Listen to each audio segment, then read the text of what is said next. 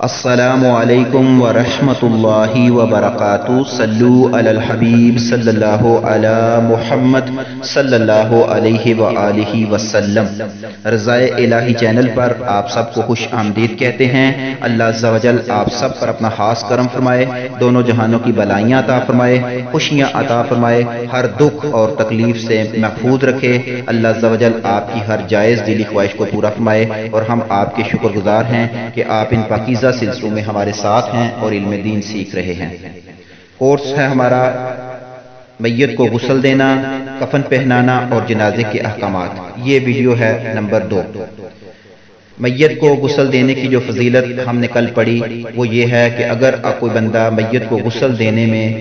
اور اس معاون ثابت ہوتا ہے، اور جو میت کو غسل دینے کے دوران اگر اس کو کوئی غیر شرعی یا کوئی ایسی بات میت میں نظر آتی ہے تو اسے چھپاتا ہے، تو اللہ عز و جل اسے گناہوں سے ایسے ہی پاک کر دیتا ہے جیسے آج ہی پیدا ہوا۔ اب ہم کلام کریں گے کہ کل ہم نے کیا پڑھا۔ کل ہم نے یہ پڑھا کہ جب ایک میت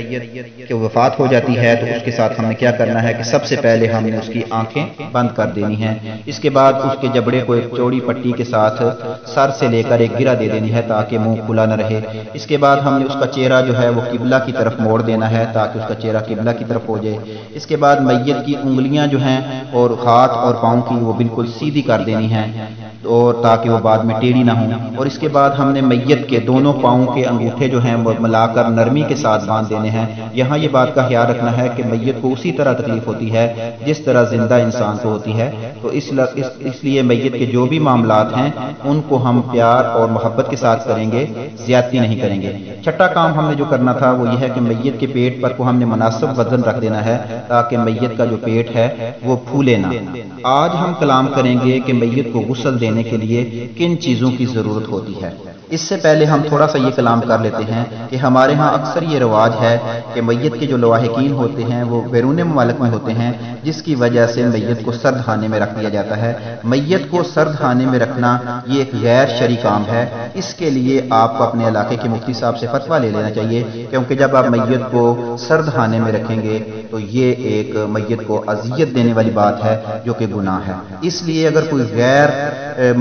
شرعی حرکات سے ہمیں بچنا ہوگا، اور اگر کوئی مجبوری ہو، کوئی پریشانی ہو، کوئی ایسے معاملات ہوں کہ میت کو رکھنا پڑے، تو اس کے لیے بہترین طریقہ یہ ہوتا ہے کہ اپنے علاقے کے علماء مفتیان سے مشورہ کر کے پھر میت کو سرد خانے میں رکھا جائے، بلا وجہ میت کو تکلیف پہنچانے کی کوشش نہ کی جائے۔ اس کے علاوہ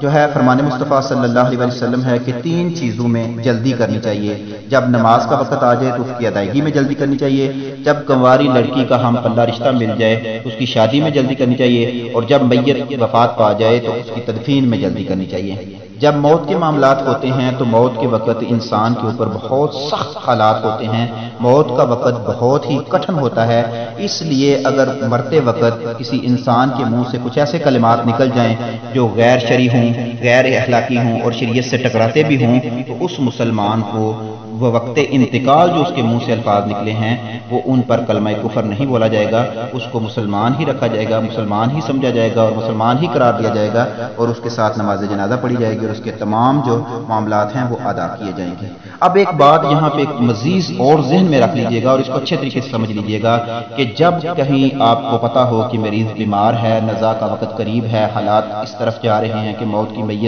میت واقعہ ہو سکتی ہے، مردہ جو ہے وہ جو انسان ہے وہ مردہ ہو سکتا ہے، وفات پا سکتا ہے، تو وہاں جو حیض و نفاس والی عورتیں اور وہ لوگ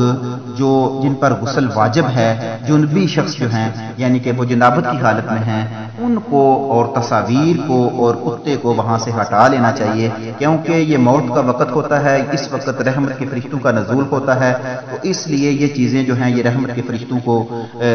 آنے سے روکتی ہیں۔ ان چیزوں کے اوپر خصوصی خیال رکھا جائے، یعنی کہ حیض و نفاس والی عورت جو ہے میت بھی گھر آ سکتی ہے، اس میں کوئی مسئلہ نہیں ہے، شرعی لحاظ سے بالکل جائز ہے، لیکن کیونکہ یہ ایک وقت بڑا مشکل ہوتا ہے تو اس لیے بہتر ہے کہ ایسے لوگ جن کے اوپر غسل فرض ہو وہ میت کے قریب نہ ہوں، جن میں کتا بھی ہے، جنبی شخص بھی ہے، تو تاکہ وہ وہاں سے دور ہو جائیں۔ اور میت کے وفات پانے کے بعد جو سب سے ضروری کام ہے وہ ہے میت کا قرض ادا کرنا۔ اگر آپ کے پاس اللہ پاک نے توفیق دی ہے اور مال موجود ہے اور میت نے ترکہ بھی چھوڑا ہے، اگر نہیں چھوڑا تو اس کے بچے جو ہیں، جو سب سے پہلا جو کام ہے وہ یہ ہے کہ میت کا فوراً فی الفور اس کا قرض ادا کر دیں، کیونکہ فرمان مصطفیٰ صلی اللہ علیہ وآلہ وسلم ہے کہ مومن کی جو روح ہے وہ لٹکی رہتی ہے جب تک قرض ادا نہیں کیا جاتا۔ اور یہ ذہن میں رکھیے گا کہ قرض جو ہے وہ شہداء کو بھی معاف نہیں ہے۔ اور اس کے اگر مزید ڈیپلی آپ دیکھیں تو آقا صلی اللہ علیہ وسلم کے دور مبارک میں جب کوئی جنازہ آتا تو اگر اس کا قرض ہوتا تو آقا صلی اللہ علیہ وسلم اس کا جنازہ کبھی نہ پڑھاتے۔ تو اس لیے قرض ایک بہت ہی خطرناک چیز ہے، اس کو اپنے میت کو جو ہے قرض سے فوراً بری کر لینا چاہیے۔ اب ہم آگے کلام کریں گے کہ میت کو جب وفات ہو جانے کے بعد ہمیں کس چیزوں کی ضرورت ہے کہ اس کو غسل کے لیے غسل دینے کے لیے میت کو سب سے پہلے ہمیں ایک تختے کی ضرورت ہے، اور اس کے بعد اگربتیوں کی ضرورت ہے، ماچس کی ضرورت ہے، اس کے بعد ہمیں 2 موٹی چادریں چاہیے، اس کے بعد ہمیں صابن کی ضرورت ہے، اس کے بعد ہمیں بیری کے پتوں کی ضرورت ہے، اس کے بعد ہمیں 2 بالٹیاں چاہیے، 2 مگ چاہیے، اور روئی چاہیے۔ یہ روئی بازار سے مل جاتی ہے، آسانی سے اویلیبل ہے۔ اور اس کے علاوہ 2 تولیے چاہیے، اور بڑے رومال، 2 کپڑے ایسے ہوں جن سے میت کو استنجا کرانے میں جو مددگار ثابت ہوں، وہ 2 رومال ٹائپ کپڑے ہوتے ہیں، وہ ہمیں چاہیے۔ 2 تولیے بھی چاہیے، بغیر سلا ہوا کفن بھی چاہیے، کینچی بھی چاہیے، اور سوئی دھاگا بھی چاہیے، کافور بھی چاہیے، خوشبو بھی چاہیے۔ یعنی یہ وہ چیزیں ہیں جو میت کو غسل دینے کے لیے ہمیں چاہیے۔ ان چیزوں کا اہتمام کرنا ہوگا ہمیں، تاکہ میت کو جو غسل دینے کے درمیان میں وہ جو چیزیں استعمال ہونی ہیں وہ ہمارے پاس موجود ہوں۔ اب ہم نے انشاءاللہ عز و جل اگلے سبق میں ہم پڑھیں گے کہ میت کو غسل ہم نے کس طرح دینا ہے۔ یہاں ہم نے یہ ساری چیزیں غور و فکر کر لینا ہے، ان چیزوں کو دہرا لینا ہے کہ ایک تو یہ ہے کہ میت میں جو بھی چیزیں ہم دیکھیں وہ کسی کو بتانی نہیں ہیں، یہ ہمارے ثواب میں بہت اضافہ کریں گی۔ اس کے علاوہ میت کے دوران اس عمل میں جنبی شخص جو ہیں ان سے پرہیز کیا جائے، جتنے بھی شخص ایسے ہیں تصاویر وغیرہ ہیں ان کو ہٹا دیا جائے۔ جس کمرے میں اکثر یہ ہمیں پہلے سے ہی ایسا کر لینا چاہیے، جس کمرے میں کوئی بیمار ہو وہاں تصاویر وغیرہ کا، کتے وغیرہ کا، جانوروں کا وہاں سے بچانا ہمارے لیے بہت بہتر ثابت ہوگا۔ اس کے بعد ہم نے جو چیزیں بتائی گئی ہیں میت کی تیاری کرنے کے لیے، یہ اکثر ہمارے ہاں اکثر یہ مل جاتی ہیں بازار سے، یہ تمام چیزیں اکٹھی ہی مل جاتی ہیں، کسی خاص مشکل اور پریشانی کا سامنا نہیں کرنا پڑتا۔ تو اس لیے ہمیں ان چیزوں کو جو ہے وہ بازار سے خرید لینا ہے، تاکہ ہمارے لیے کسی قسم کی پریشانی بھی نہیں بنے گی۔ اور اس وقت کیونکہ مشکل اوقات ہوتے ہیں تو اس لیے کسی ایک بندے کی ڈیوٹی لگا دینی چاہیے جو ان معاملات کو دیکھے، اور یہ معاملات ہر انسان کے ساتھ پیش آنے ہیں تو ہمیں اس کے لیے تیار بھی رہنا چاہیے اور ہمیں اس کا علم بھی سیکھنا چاہیے۔ تو اس لیے آپ لوگوں سے التجا ہے کہ یہ جتنے بھی کورسز کے جو ویڈیو ہیں ان کو پورے غور سے سنیں، پوری لگن اور محنت کے ساتھ سنیں اور ان کو سیکھیں۔ یہ چیزیں ہر انسان کے ساتھ پیش آنی ہیں اور ان تمام معاملات کا جو ہے وہ ہمیں پتہ ہونا چاہیے، اور یہ ایک بہت ہی اچھا علم ہے۔ اور علم دین سیکھنے والوں کی اتنی فضیلت ہے، ان کے لیے سمندر کی مچھلیاں، کیڑے مکوڑے، تمام حشرات جو ہیں وہ دعا کرتے ہیں، حتیٰ کہ فرشتے بھی اس کے لیے دعا کرتے ہیں جو علم دین سیکھتا ہے۔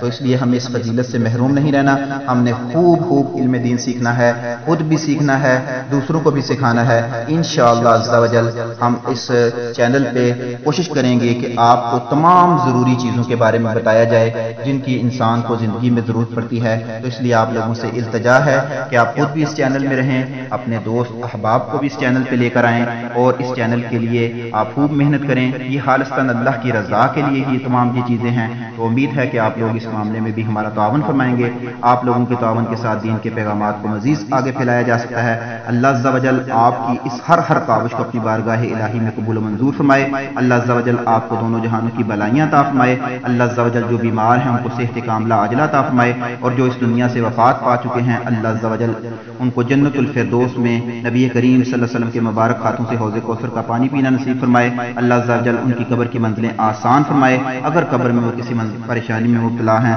تو اللہ عز و جل نبی کریم صلی اللہ علیہ وسلم کے وسیلے سے ان کی وہ قبر کی پریشانیاں اور مصیبتیں دور فرما کے ان کو جنت الفردوس میں اعلیٰ مقام عطا فرمائے۔ اپنے مرحومین کو ضرور یاد رکھا کریں، مرحومین کی قبروں کی زیارت کیا کریں، ان کے لیے دعائے خیر کیا کریں، صدقہ جاریہ کیا کریں، ان کے لیے سال ثواب کا بندوبست کیا کریں انشاءاللہ، کیونکہ جب ہم موت کو یاد رکھیں گے تو انشاءاللہ ہمیں موت کے وقت تکلیف نہیں ہوگی، کیونکہ جب ہمیں موت یاد ہوگی تو ہم گناہوں سے بچیں گے۔ اللہ عز و جل ہمیں عمل کرنے کی توفیق عطا فرمائے۔ السلام علیکم ورحمۃ اللہ وبرکاتہ۔